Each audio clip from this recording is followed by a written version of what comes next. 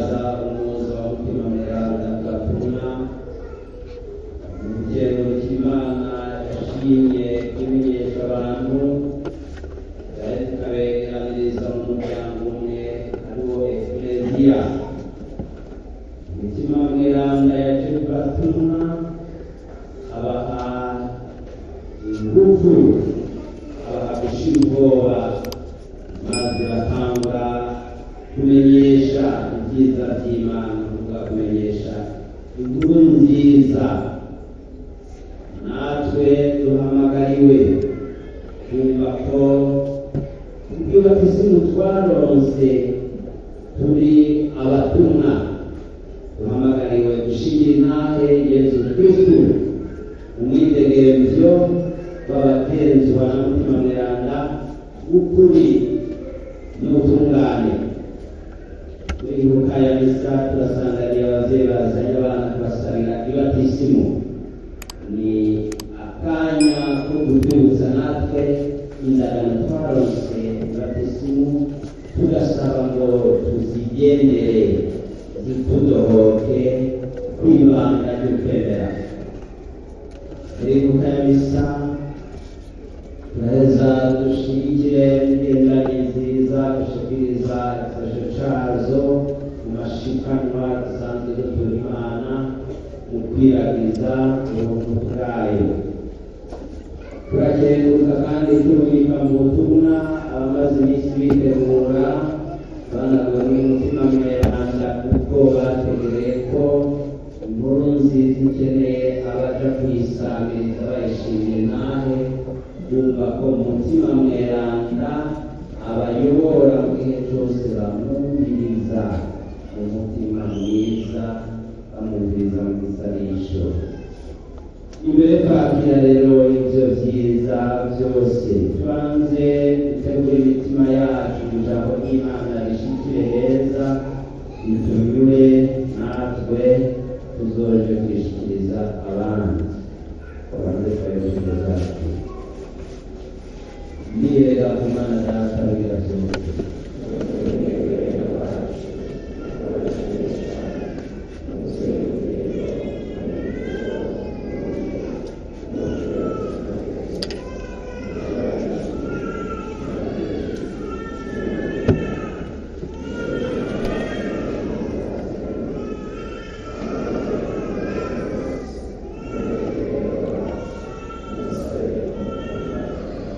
Imana mushobora byose n'ibitugomba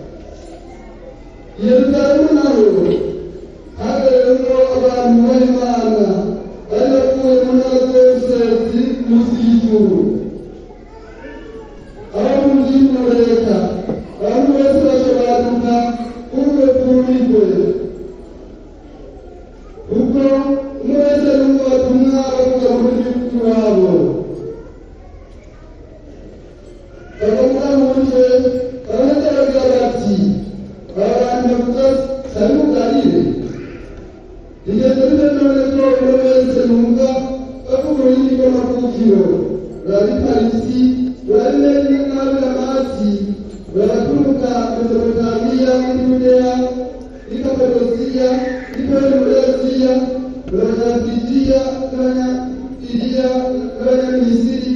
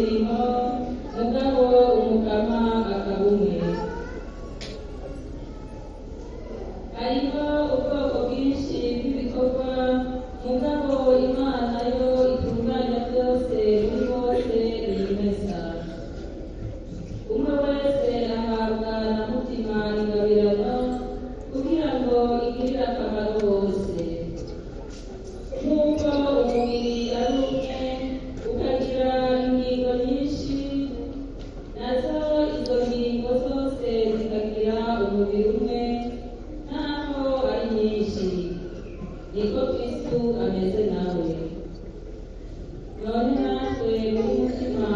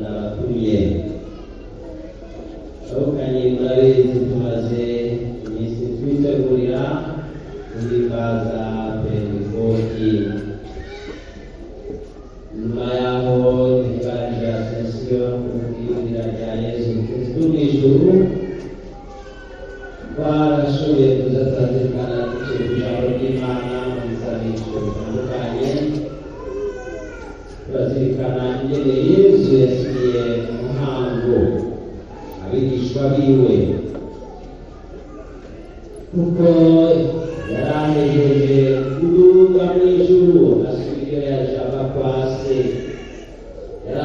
iminsi abiyereka iminsi 40 abiyereka ko ari muzima. Hanyuma yaho abanzi bamwice bagira bati biraheze turamwikuyeko. Yarazutse atsinda urupfu. Ibyo tumaze iminsi turinahaza mu kiringo tumaze cya Pasika. Uno munsi icyo kiringo cya Pasika turagisozereye. Bisozereye n'umunsi mukuru wa Pentekoti.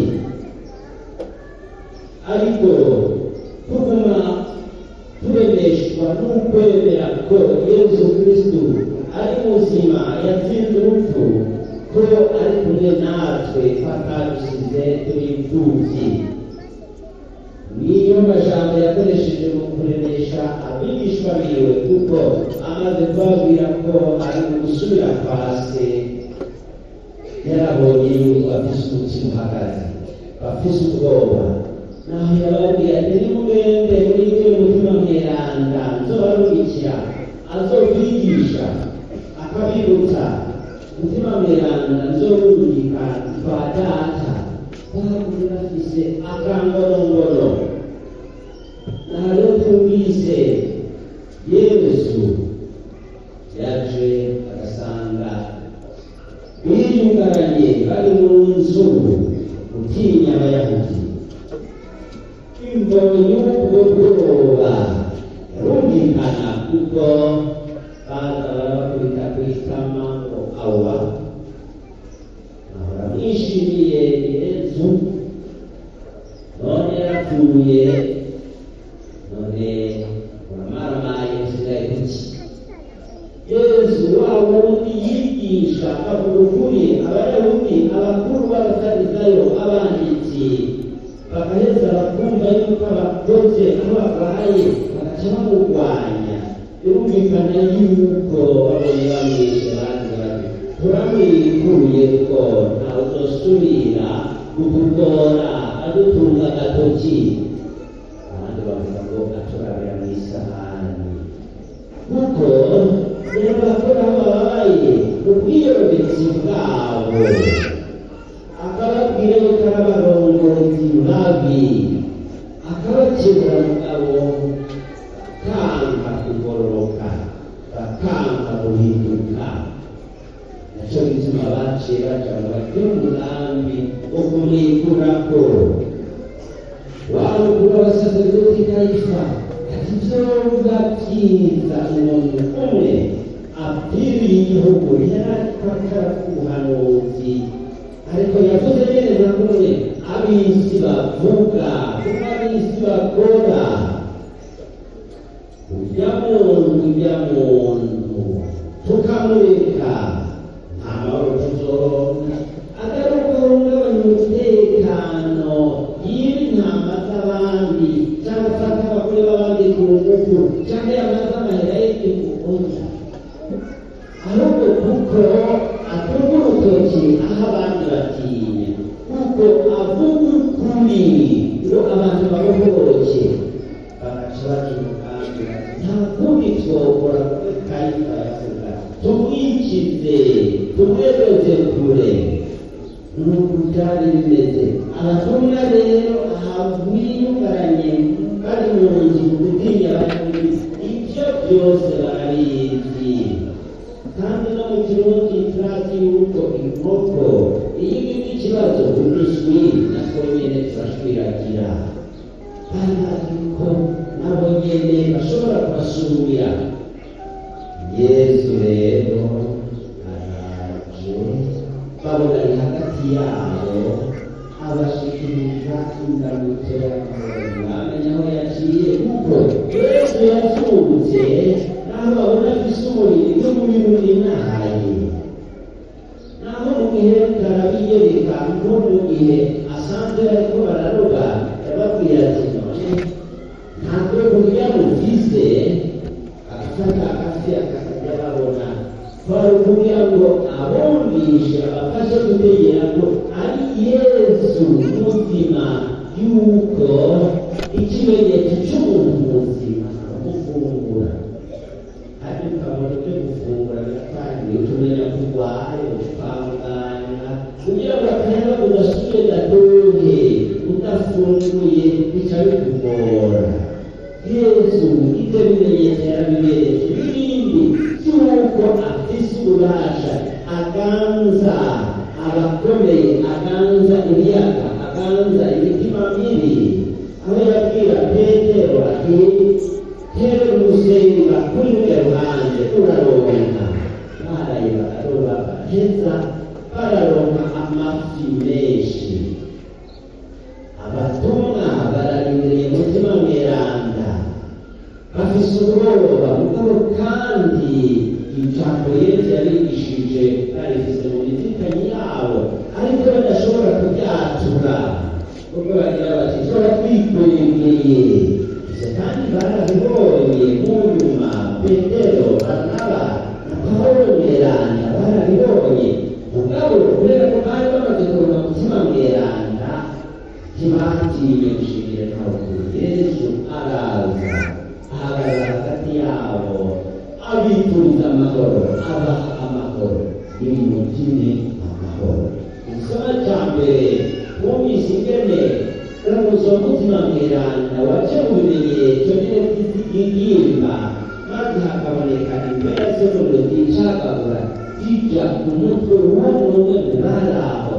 Kuko imbere yo gushingira Yesu Kristo, imbere yo kuvuga ijambo ry'Imana, turakeneye ingabano za mutima mweranda z'ubutwari, z'ubukomezi, z'ubwenge, z'ubwitonzi, z'ubuhanuzi, kugira ngo tumenye igihe cy'ikintu kibereye. Ikintu cyose n'umwanya wacu, kigira umwanya wacu w'umuntu gitegekanijwe.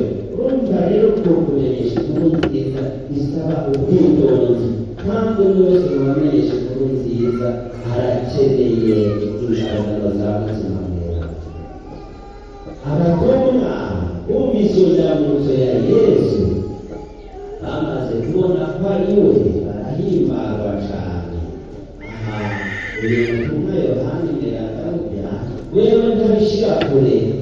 Yohani mweranda kuri we izuka rya Yesu Kristo riraheza rigaca rihura n'uburinazwa bwiwe, nk'uko n'icyo yaraganiye abatumwa biwe akirambura. Urya munsi apfa niho kuri Yohani mweranda nyene adateba acazuka kugira ngo urupfu ntirugume rumwihurije kuko nta bubasha bumufiseko. Abatumwa barahimbarwa kuko natwe duhamagariwe guhimbarwa iyo twibutse ko Yesu yatsinze, iyo twibutse ko turi basamurarwa b'ijuru kubw'ijambo rya Kristo twamenye.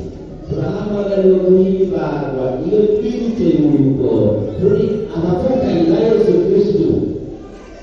Natwe twemera yuko Imana ari imwe, tutemera yuko Imana ifise umwana w'ikinege umwe, Yesu Kristo. None kwitwa abana b'Imana ni kubw'ibatizimu, ni kubera yamupfiriye akaducira inzira y'ubuzima ngo abazokwemera bakabatizwa bazokira amaboko mweranda, niko atubwira. Twebwe rero turi bene na Yesu Kristo kubw'ibatizimu tugaca rero basamurarwa b'ijuru. Iyo tuzindutse bavukanye turuka ko tutari abantu abo ari bo bose, turuka ko Imana yadukunze kandi ikabyerekana kuko turi basamurarwa n'ibyiza by'ijuru. Ari nacyo bituma rero murabona aha ku isi turi ku rugendo. Uramaze kubona ingene abantu barwanira cyane iby'isi, amafaranga cyane cyane n'ibindi bijyanye nayo, n'izindi nzira biyumvira yuko ayo mafaranga bayabonamo n'izo z'ubutegetsi z'ibyicaro n'ibindi. Ariko siko byari bikwiye kumera ku bakozi cyane. Ubutegetsi bwari bukwiye kuba ikibanza umuntu agira ati jyewe ntiwemera ngende nitangira abandi, atari ko ni none bwa mbere, ahubwo kaba kariyo ko gutsimbataza ubutungane, kuvugira no guheza umuntu agasura iteka abariteshejwe n'abari mu bwijima wiwe.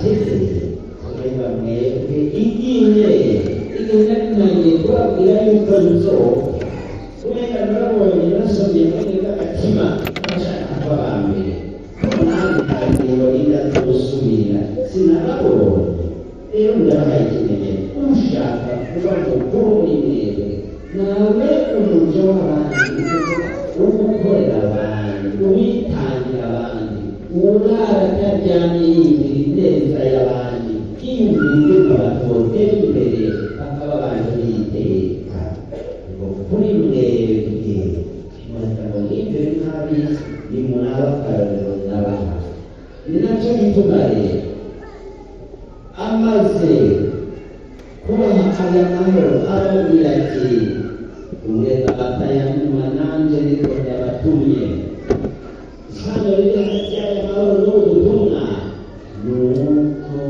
atawuja gusasagaza ubutumwa bw'amahoro atayafise tubanza kwakira amahoro Kristo aduha mu mitima yacu mu mibano yacu maze tugahaguruka rero tukaja gushimira Imana Yesu Kristo ari we mwami wacu umwe data yantuma nanjye niko ndabatumye ababwiye ibyo arabahuha abaha umutima mweranda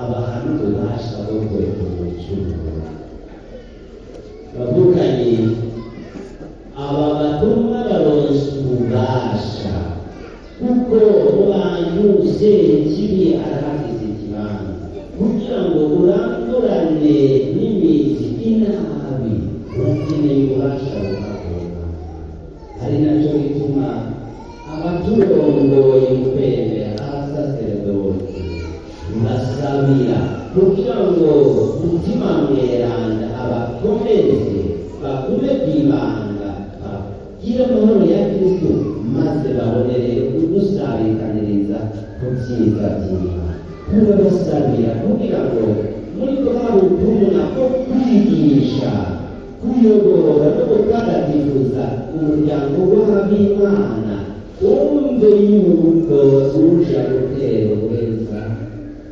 abwibanza wumve ko nabo nyene bakwiye kwama bafata akanya bagasoma ijambo ry'Imana bakumviriza mutima mweranda mu gisabisho bakitagatifuza maze bakahagararira igihugu cy'Imana guca muri ayo makanda ntawe utanga icyo adafise turasabira abajejwe kukwigisha kugenda no kumutagatifuza kugira ngo bayorore neza abo bajejwe duhereye kubitegurira ibanga ry'ubusaserdoti abaseminari tugasabira igihugu cy'Imana bamenye ko kugira ngo haboneke umusaserdoti ari umutahe munini ari nacyo gituma muri iyi minsi twebwe nk'abigishwa b'interekerezi itunganije twumva yuko n'abakristu bashobora gushyigikira ngo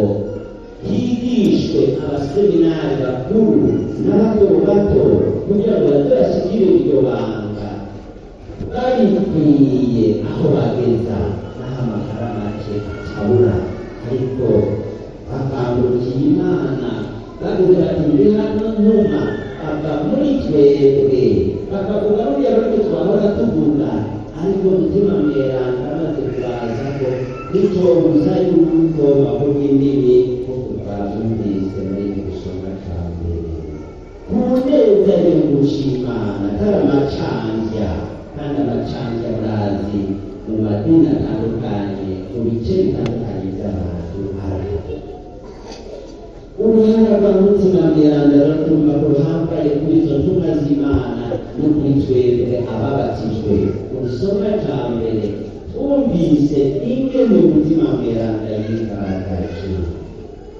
akaza kubatumwa bagaca batangura kuvuga izindi ndimi bakavuga abantu ururimi ruhuza abantu zirya ntara zitandukanye twumvise no kuvuga isi yose bagashobora kuvuga indimi isi yose yumva kandi ari abanyakarire ngo abanyakarire ni ukuvuga ahantu batinze bigeze hariya mu binyakanyaga muri icyo turabimenye gutya reka mutima mweranda arabiba hanyine n'uwo mwanya kugira ngo bayake iteka cy'Imana.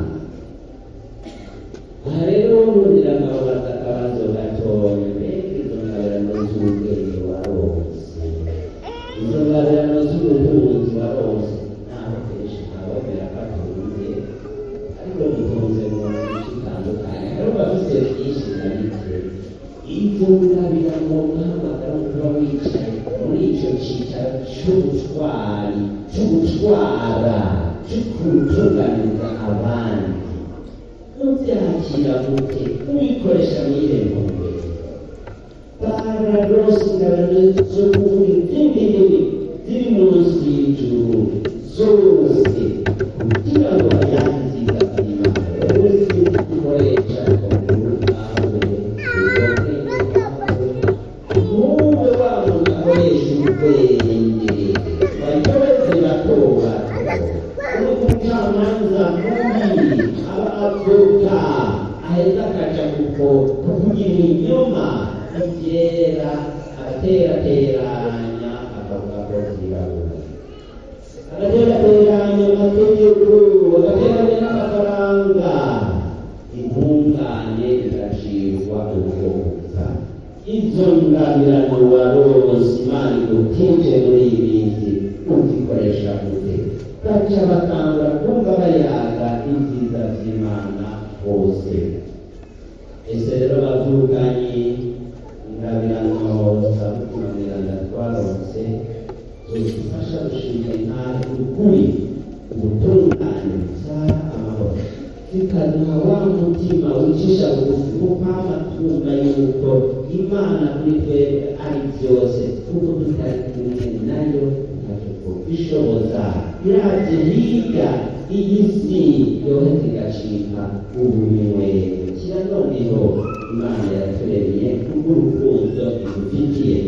Ese uyu munsi mukuru wa Pentekoti wotubereka akaryo tukumva yuko tuyotewe kwama twumviriza Imana ituyagira ituyobora muri mutima wayo ukibereye aba aricyo twitwararika, maze igikarere kijyanye n'umwijima w'isi tugitimisha ubutwari, kuko twemera ko Yesu Kristo yazutse ari muzima, kandi yuko naho boduhama kubwiwe azodusangiza ubwirwe bwiwe mw'ijuru n'umwaka wese.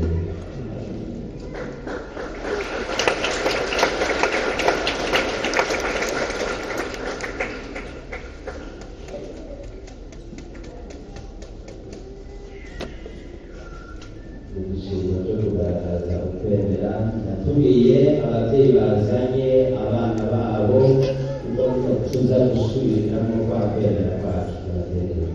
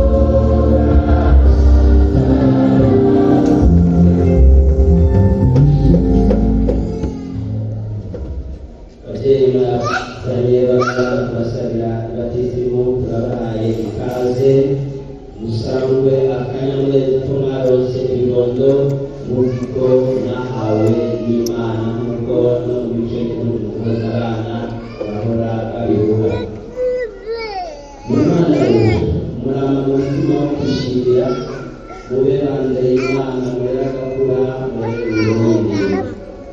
kugira ngo mbere cyane turamushimikiro nashimiye gusabira abana ngo binjire umuryango w'abemera Kristo bagatoranya umutima w'urukundo rudacagura n'ubutungane. Uwo mutima ukomoka ku Mana Data na Mwana na Mutima Mweranda uwuronse abavuye ku buzimu ab'ibuntu abakunze ukundi gusha ababaye umwana w'Imana. Aba bana bagaterwa iteka ryo kubatizwa bakire rero baronse iteka ridasanzwe ariko baratuye umuntu yahindutse arakora muri ubuzima hari aho atarigwa n'izina kugira ngo abibeshyire azogere ibanga rishasha n'ibindi muri ibyo rero ndababaza abo bana abatoreye ayandi mazina mugatumva umutima mwanjye yayumvise ubasabiye iki muri kugeza y'Imana bo mubasabiye ibatisimu muzotegerezwa kubarana wa mutima wa Kristo atarangwa n'umutima wa Kristo y'Imana bayitunga bongera bahuze n'abantu bose kuko Yesu Kristo yabitweretse n'ibyo banga barabyemera. Tubibwiye cyane cyane mwebwe ababyeyi batisimu kuko ari mwe muzorusha abandi kugunganira ababyeyi mu bikorwa ari namwe murabyemera. Bandi banje kugira abakristu bagatanya akanyamuneza ku izina ryabo n'abagema ko umusaraba ikimenyetso cya Kristo umukiza wacu ababyeyi icyo mwibuko nyine.